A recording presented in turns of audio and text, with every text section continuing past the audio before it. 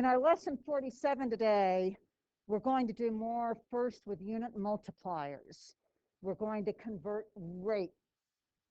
Now think about the most common rate that you guys know about when you're driving down the road. What's the rate for how fast you're going? Hayden. Miles per hour, miles and hours. We've got two kinds of units in there. So rates have miles per hour, something per something, two kinds of units, and we need to change one or both of those in a conversion problem. And after we talk about that for a few examples, we'll do a little bit more with some fractional exponents building on what we were doing the other day. So first with our rates, unit multipliers to convert 42 inches per second to miles per hour. What I would like to see you do is first write down whatever the number is that you're converting and make sure it's in the numerator. Then write down your rate, miles per hour, but you don't want to write mph. You want to write, in this case, it's inches per second. You want to use a horizontal fraction bar, not the slanty one. You want to clearly be able to keep straight what's numerator and what's denominator. Inches in the top, whatever the per is, goes in the denominator. So inches per second. Then we are going to do multipliers until we have changed the inches to miles and the seconds to hours. And it does not matter which one of those we do first. So I'm going to start with the inches. And I have inches and I want to get rid of inches. I have inches in the numerator. To get rid of them, I need inches in the denominator, so they will cancel. And so then I need to think, okay, what's a multiplier I know? How many inches in something else? Who can give me a multiplier? What do we know about inches? Brad. 12 inches in 1 foot, so is that going to make sense? And I'm purposely modeling mistakes I actually see over and over each year. Think about what needs to go where and make sure you put them in the right spots. We need the 12 to be where the inches are in the denominator to cancel out, and 1 foot. So now my inches have canceled and I have feet per second, but that's not what I want. Now I want to get rid of the feet. Feet are in the numerator, so I need feet in the denominator to cancel. What's another multiplier with feet that's going to get me where I want to be, or at least closer, Nicole? So 5280 feet, and we think about it. Put the 5280 where the feet are in the denominator, so those cancel. 1 mile, and now we have miles per second. So we're good on the miles. Now we need to convert the seconds. Seconds are in the denominator. So if I want to get rid of them, I need seconds in the numerator, so they'll cancel. So what's my multiplier going to be here, Shayla? How many and how many? So 60 goes with the seconds, 1 minute here, and now these seconds cancel out. And now I have miles per minute, but I want miles per hour. So what does my last multiplier need to be here? Ella, what are you thinking? So 60 minutes over 1 hour, the minutes cancel and we have just hours. So then we write it cleanly. We don't need to write the ones. 42 times 60 times 60. And in the denominator, 12 and 5280. And let's also write down the units that we have left. We haven't crossed out miles and we haven't crossed out hours. Punch that in your calculators for me. Remember, you can do that control divided by, and it will give you a fraction template. Otherwise, the calculator is going to do PEMDAS, and you'd have to put parentheses around the whole denominator to tell it to keep 12 and 5280 in that denominator. And raise your hand when you have an answer, and there may be one other calculator thing I need to talk about for some of you. You typed it in on your calculators. Sabria, what'd you get? Yeah, you got a fraction. And if I really want to know how fast that is, that's not going to make a whole lot of sense. So if you're getting a fraction, if you think of it at first, put a decimal in any one of those 5 numbers. If you got the fractions like, oh no, I forgot the decimal, do your up arrow and highlight this, and then enter, and it'll just recopy all of that. And then your back arrow and put the decimal in, and you don't have to retype all of those numbers all over again. So now do we have a decimal form on it? And Emily, what you get? So 2.386, and final answer, you can do MTH if you want, or you can do the miles over hours, whichever way you're more comfortable with. Does that one make sense? Okay, next 2 I'm going to have you mostly do. So 85 miles per second. So we're going to start out writing down the 85 in the numerator, miles, horizontal bar, second in the denominator. MI is miles, M is meters. I need to change it to miles per hour. So do I need to change the miles? No, I'm good. It's already miles. For this one, I only need to get to hours. So you guys go ahead and write down the multiplier or multipliers you need to change seconds to hours, and raise your hands when you've done that and you've typed it in on your calculator. So Coleman, tell me about multipliers before we get to an answer.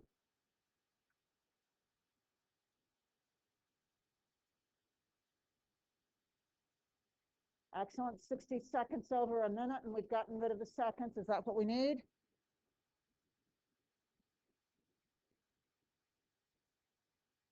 And then the minutes cancel, and is that what we need? And Abby, what did you get when you put that in the calculator?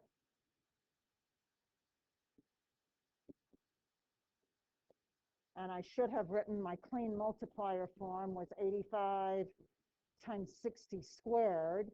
And don't forget my units. And since that didn't have a denominator, I know I'm not going to end up with a fraction answer, so I don't need to worry about the decimal. Are we good there? Thumbs up, thumbs down. Okay, one last one of these, and then we'll do fractional exponents. So again, see what you guys can come up with on this. We want to convert the 207 miles per hour to feet per second.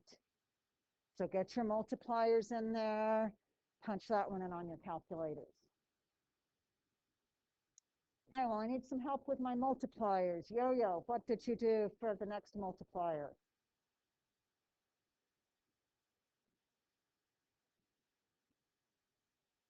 $52.80 feet over 1 mile. And now we have the feet that we want in there. So now we have feet per hour. So who wants to help me with the next multipliers? Kevin, what'd you put?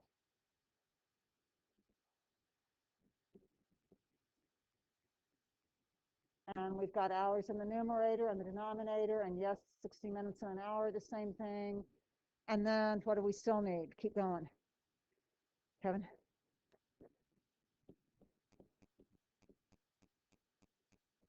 So clean multiplier, are we entering 207 times 5280 over 60 times 60? And we are left then with feet per second. And final answer. Jack, what'd you get for final answer?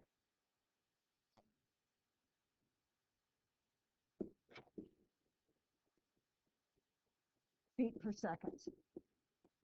So give me thumbs up, down, sideways. How do we feel about these rate conversions? Are they making sense? All right, then let's move on to our fractional exponents. Now, what's a little bit different today is these aren't the same numbers. Previous ones, we've done like some kind of a root of 3 squared and the cubed root of 3, and these were the same. Today they aren't. So what we want to do is to see if we can rewrite them so that they are the same.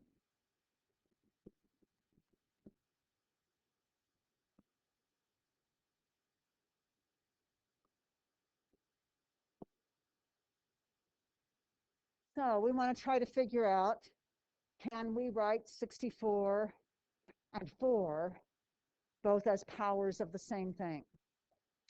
And so depending on the problem, many times the easiest way is to take the biggest one and say, can I write that as a power of the smaller one? Can I write 64 as 4 to something? Riley, what do you think? 4 cubed? Will that get us there? 4 times 4 is 16, times another 4, 64, sound good? And then square root, how do I write this 4 with an exponent? Who remembers square root is what exponent?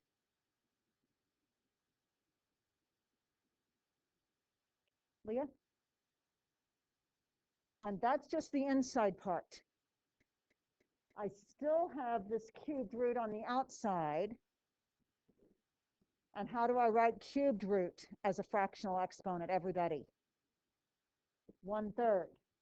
On the inside, the purple part, 4 to the 3rd times 4 to the 1/2. Do I add or multiply those exponents? I hear a lot of hesitation. And when you have a lot of hesitation, go back to something that you know better. Well, instead of 4s and instead of fractions, what if it was x cubed 3 squared? Would I add or multiply? So that would be x cubed times x squared, x to the 5th, I'd add. So when I have the base twice, I need to add the exponents. So on the inside, I have 4 to the 3.5, but I can't write it as a mixed number. So 4 to the 7/2, 6/2 plus 1/2. Then I worry about the cube root part. Now what do I need to do with the exponents? And again, if you're finding yourself confused, think about, well, what would you do if it was x cubed squared? If it was xxx times xxx, you'd have x to the 6th. What'd you do with the exponents when there's only one base, everybody? So now we need to multiply these.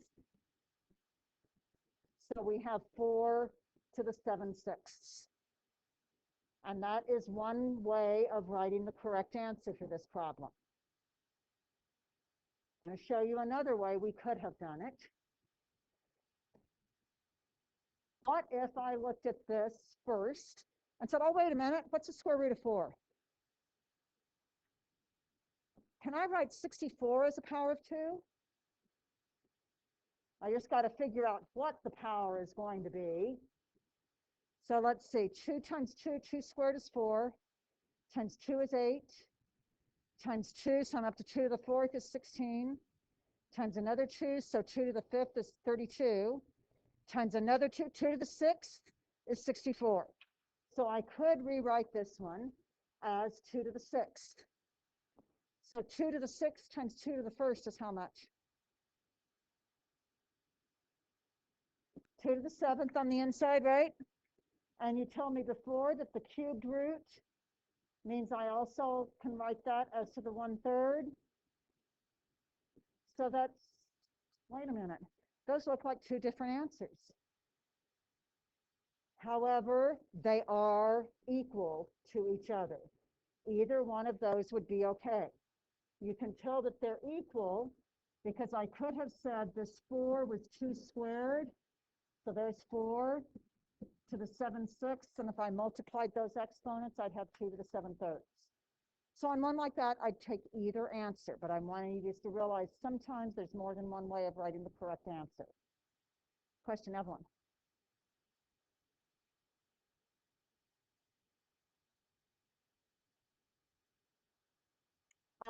Yes, but without a calculator, that would be a little tough for me to try to come up with the cubed root of 128 especially since it isn't a nice number that I know.